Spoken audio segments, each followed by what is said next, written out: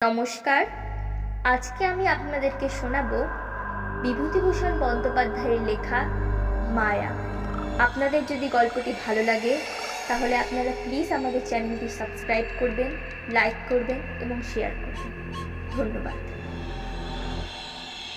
2 বছর আগের কথা বলি, এখনো অল্প অল্প যেন মনে পড়ে। সব ভুল হয়ে যায়। কি করে এলাম এখানে? বগুলা থেকে রাস্তা চলে গেল সিদ্রানির দিকে। চলি সেই রাস্তা ধরেই। রাধুনী বামুনের চাকরিটুকু ছিল অনেক দিনের, হাঁচতা গেল। যাক, তাতে কোনো দুঃখ নেই। দুঃখ এই যে অবিচারে চাকরিটা গেল। ঘিচুড়ি আমি করিনি, কে করেছে আমি জানিও না। অথচ বাবুদের বিচারে আমি দোষী সাব্যস্ত হলাম। শান্তিপাড়া সর্ষে বেজের ডাঙা পার হতে বেলা দুপুর ঘুরে গেল। খিদেও বেশ পেয়েছে। জোয়ান বয়স, হাতে সামান্য কিছু পয়সা থাকলেও খাবার দোকান পর্যন্ত এসব অজপাড়া গায়ে চোখে পড়ল না। রাস্তার এক জায়গায় ভারী চমৎকার একটা পুকুর। স্নান করতে আমি চিরকালই ভালোবাসি। পুকুরের ভাঙা ঘাটে কাপড় নামিয়ে রেখে জলে নামলাম। জলে অনেক পানা শ্যাওলা, সেগুলো সরিয়ে পরিষ্কার করে প্রাণ ভরে ডুব দিলাম। বৈশাখের শেষ, গরমও বেশ পড়েছে। স্নান করে সত্যিই ভারী তৃপ্ত হলো। পুকুরের ধারে একটা তেঁতুল গাছের ডালে ভিজে কাপড় রোদে দিলাম। শরীর ঠান্ডা হলো, কিন্তু পেট সমানে জ্বলছে। এ সময় কোনো বনের ফল নেই, চোখে তো পড়ে না যেদিকেই যাই। এমন সময় একজন বুড়ো লোক পুকুরটাতে নাইতে আসছে। আমাকে দেখে বলল, বাড়ি কোথায়? আমি বললাম, আমি গরিব ব্রাহ্মণ, চাকরি খুঁজে বেড়াচ্ছি। আপাতত বড় খিদে পেয়েছে, খাবো কোথায়? আপনি কি সন্ধান দিতে পারেন? বুড়ো লোকটি বলল, রোসো নিয়ে নি, সব ঠিক করে দিচ্ছি। স্নান সেরে উঠে লোকটি আমাকে সঙ্গে নিয়ে গ্রামের মধ্যে ঢুকে জঙ্গল ঘেরা একটা পুরনো বাড়িতে ঢুকলো।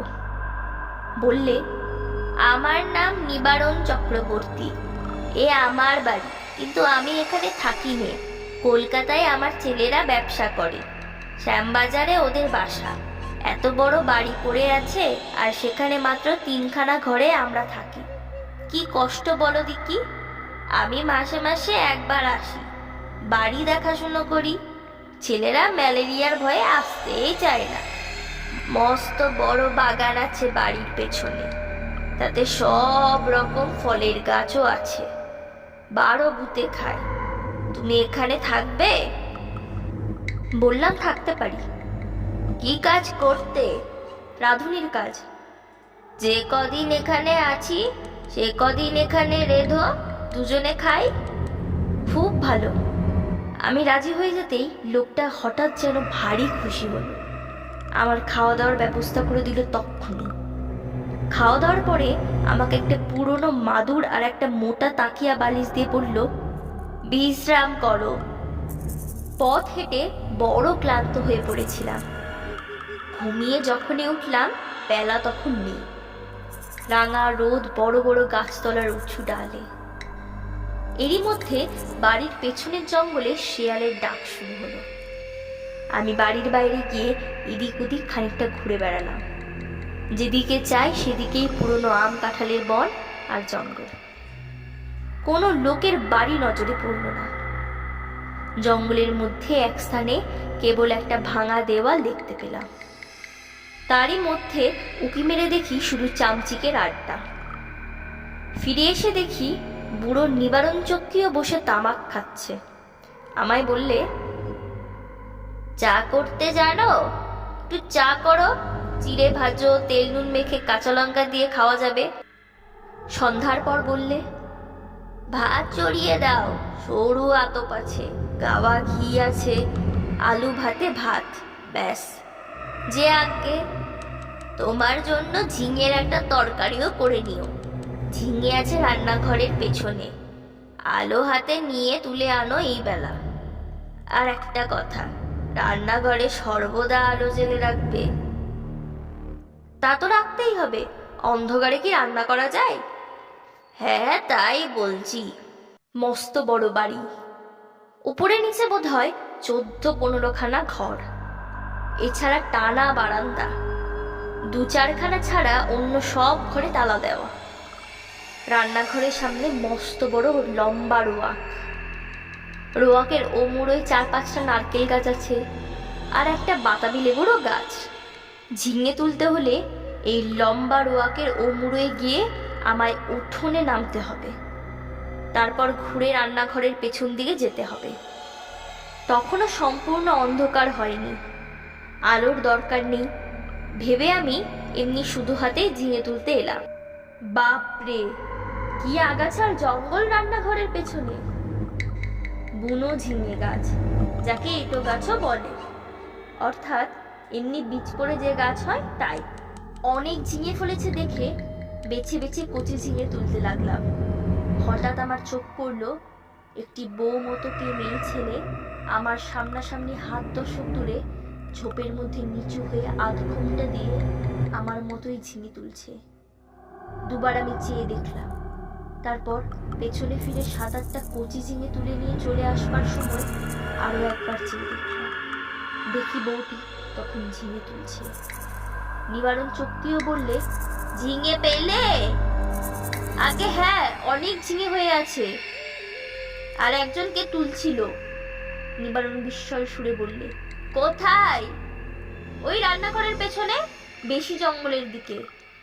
পুরুষ মানুষ না, একটি বউ। নিবারণ চোখটির মুখ কেমন হয়ে গেল, বললে, বউ কোথায়? চলো দিকি দেখি। আমি ওকে সঙ্গে করে রান্নাঘরের পেছনে দেখতে গিয়ে দেখি কিছুই না। নিবারণ বললে, কই বউ? ওই তো ওখানেই ছিল, ওই ঝোপটার কাছে।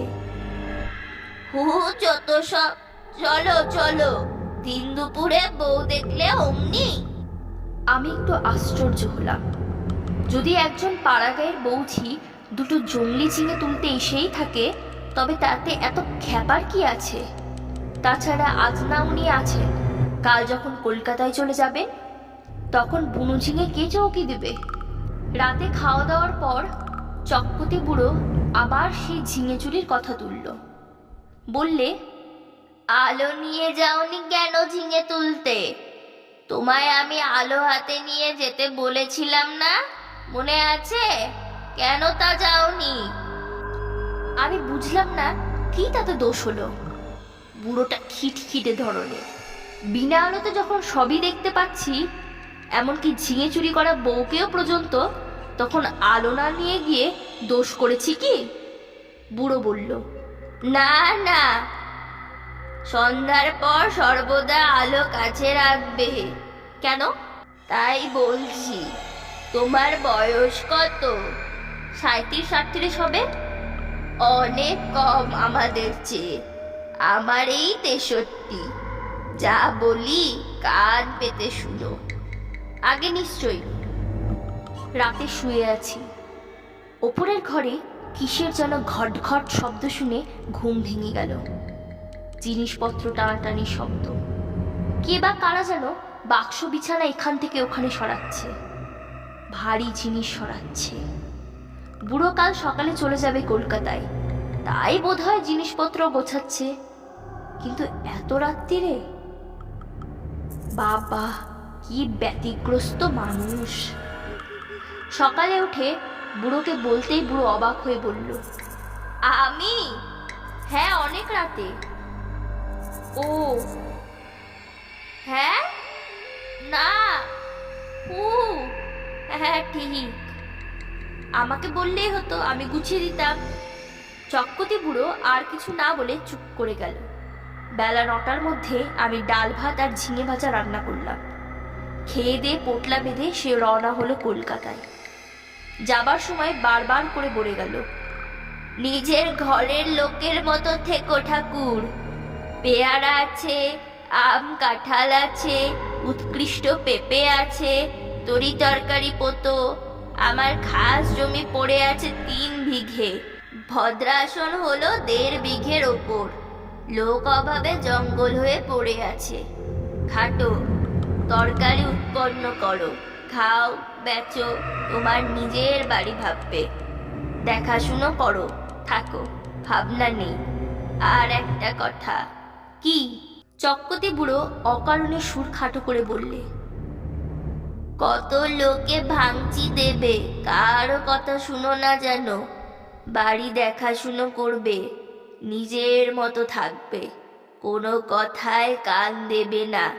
গাছের ফল ফুলুরি তুমিই খাবে। 2 ঘর ঘোড়া রইল তোমার জন্য। বুড়ো চলে গেল। আমাকে যেন আকাশ তুলে দিয়ে গেল। আরে, এত বড় বাড়ির বড় বড় 2খানা ঘর আমার ব্যবহারের জন্য রয়েছে। তাছাড়া বারান্দা, রান্নাঘর, রোয়াক তো আছেই। বাড়িতে পাতকুয়ো জলের কষ্ট নেই, শুকনো কাঠ যথেষ্ট, কাঠেরও কষ্ট নেই। 10টা টাকা আগাম দিয়ে গিয়েছে বুড়ো। প্রায় 8 মটাক সুর, আতপ চাল, গাছ ভরা আম কাঁঠাল, এ যেন ভগবানের দান আকাশ থেকে পড়ল হঠাৎ। বিকেলের দিকে তেল নুন কিংবা মুদির দোকান খুঁজতে বেরোলুম। বাপরে, কি বন জঙ্গল গাখানার ভেতরে! আর এদের এখানে বাড়ি তার ত্রিসীমানায় কি কোনো লোকালয়ও নেই? জঙ্গল ভেঙে সুড়িপথ ধরে 1/2 মাইল যাবার পর একজন লোকের সঙ্গে দেখা হলো। সেও তেল কিনতে যাচ্ছে, হাতে তেলের ভার। আমায় দেখে বলল, বাড়ি কোথায়? এখানে আছি, নিবারণ চক্রবর্তীর বাড়ি। নিবারণ চক্রবর্তীর? কেন? দেখাশুনো করি, কাল এসেছি। ও বাড়িতে থাকতে পারবে না। কেন? এই বলে দিলুম, দেখে নিও। কত লোক ও বাড়িতে এলো গেল, ওরা নিজেরাই থাকতে পারে না, তা অন্য লোক। ও বড় ভয়ানক বাড়ি। তুমি বিদেশি লোক, খুব সাবধান। আর কিছু না বলে লোকটা চলে গেল।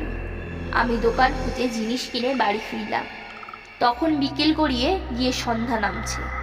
দূর থেকে জঙ্গলের মধ্যেকার পুরনো উঁচু দোতলা বাড়িখানা দেখে আমার বুকের ভেতরটা ছক করে উঠল। সত্যি, বাড়িখানার চেহারা কিরকম যেন। ও যেন একটা জীবন্ত জীব।